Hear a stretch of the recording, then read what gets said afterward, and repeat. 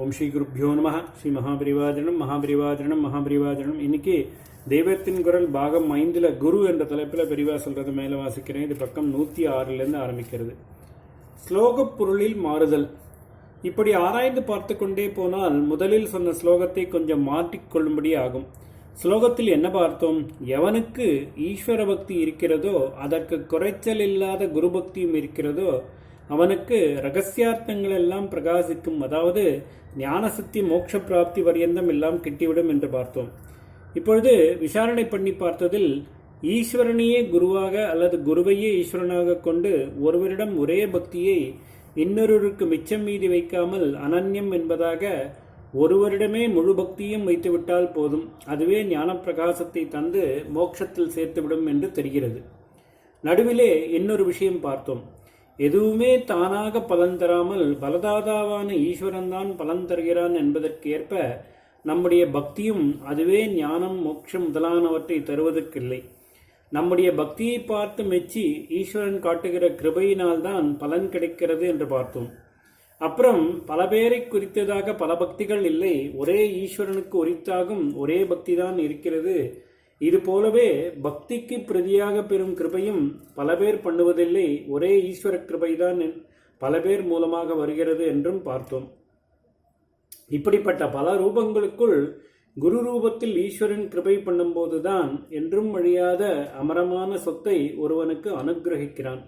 ஞான செல்வத்தை அளித்து அவனை நித்யானந்தத்தில் சேர்க்கிறான். ஒருவரே போதுமெனில் அவர் ஈஸ்வரனா குருவா? இப்பொழுது ஒரே ரூபத்தில் முழு பக்தியும் செலுத்திவிட்டாலே போதும் என்கிற போது ஈஸ்வரன் தானே குரு, அதனால் ஈஸ்வரனுமே அனன்ய பக்தி பண்ணிவிடுவோம் என்று இருக்கலாமா?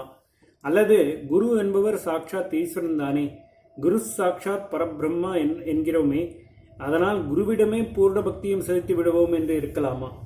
இப்பொழுது கொண்டிருக்கிற டாபிக் குருவாக இருப்பதால் குருவே ஈஸ்வரன் என்று அவர் ஒருத்தரிடமே முழு பக்தி விசுவாசமும் வைத்து சரணாகதி பண்ணிவிட வேண்டும் என்றுதான் சொல்லப் போகிறேன். மாறுபாட்டில் ருசியே இல்லாத இயற்கை. மனுஷ நேச்சர் எனக்கு தெரியாமல் இல்லை. சாதாரண மனுஷர்கள் என்றில்லை, பக்குவ ஸ்திதியில் ரொம்ப தூரம் முன்னேறியவர்களாக இருந்தால் கூட மனுஷ சுபாவம் எப்படி இருக்கிறது என்றால், ஒன்றிலேயே எக்காலமும் முழு மனசையும் கொடுப்பதென்றால் முடிவதில்லை. எத்தனை நன்றாயிருந்தாலும் ஒன்றிடமே முழு ஈடுபாட்டை சதா காலமும் வைக்க முடிவதில்லை. இன்றைக்கு சமையல் சாம்பார் ரசம் கறி நன்றாகத்தான் இருக்கிறது, அதிருப்திக்கு கொஞ்சம் கூட இடமில்லை. ஆனால் நித்தியம் இதே சமையல் என்றால் பிடிக்கிறதா? கறிக்காய்களை குழம்பு தானே மாற்ற தோன்றுகிறது. அப்புறம் இது எதுவுமே வேண்டாம், ஒரு நாள் சித்திரான்னங்களாக சாப்பிடலாம் என்று தோன்றுகிறது. வித்வான் எத்தனை நன்றாக பாடினாலும் அதே பாட்டு அதே ராகத்தை ஒவ்வொரு கச்சேரியிலும் பாடினால் அழுத்து போகிறது. இதில் எந்த துறையில் போனாலும் இப்படித்தான் பல தினசாக மாறுபாடாக வேண்டியிருக்கிறது. அவ்வப்போது ஒவ்வொன்றிடம் முழு ஈடுபாடு இருந்தாலும், இன்றைக்கு தயிர் வடை என்றால் சப்பு கொட்டிக்கொண்டு 5-6 என்று உள்ளே தள்ளினாலும் நாளைக்கு நாளன்றைக்கு 4ஆம் நாள் 5ஆம் நாளும் அதுவேதான் என்றால், இன்றைக்கு சப்பு கொட்டியவனர்களே அன்றைக்கு முகத்தை சுளிக்கிற மாதிரி திரும்ப திரும்ப அது ஒன்றே தான் என்று வரும்போது அதிலே ருசி ஈடுபாடு குறைந்து விடுகிறது. இது தெரிந்துதான் நம்முடைய மதத்தில் இத்தனை சுவாமி, விதவிதமான ரூபம், விதவிதமான அலங்காரம், விதவிதமான வாகனம், அதற்கு விதவிதமான பூஜா பத்ததி என்று வைத்திருக்கிறது.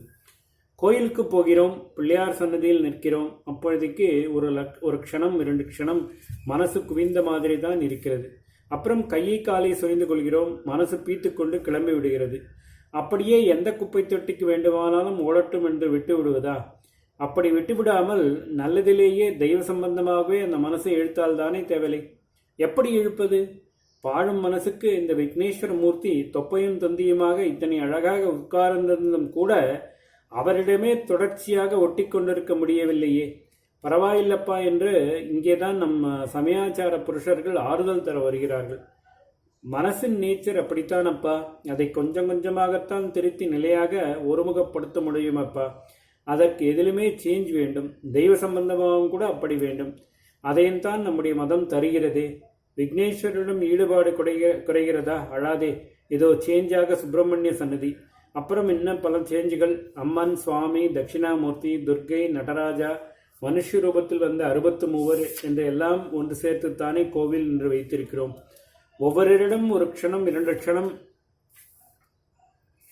மனசு ஈடுபட்டு கும்பிட்டு விட்டு போய் மொத்தத்தில் ஒரு கணிசமான நாழி உன் மனசு தெய்வ சம்பந்தமாகவே ஈடுபட்டிருக்கும் என்கிறார்கள். ஓம் ஸ்ரீ குருப்யோ நமஹ. ஸ்ரீ மகாபரிவாஜனம் மகாபரிவாஜனம் மகாபரிவாஜனம்.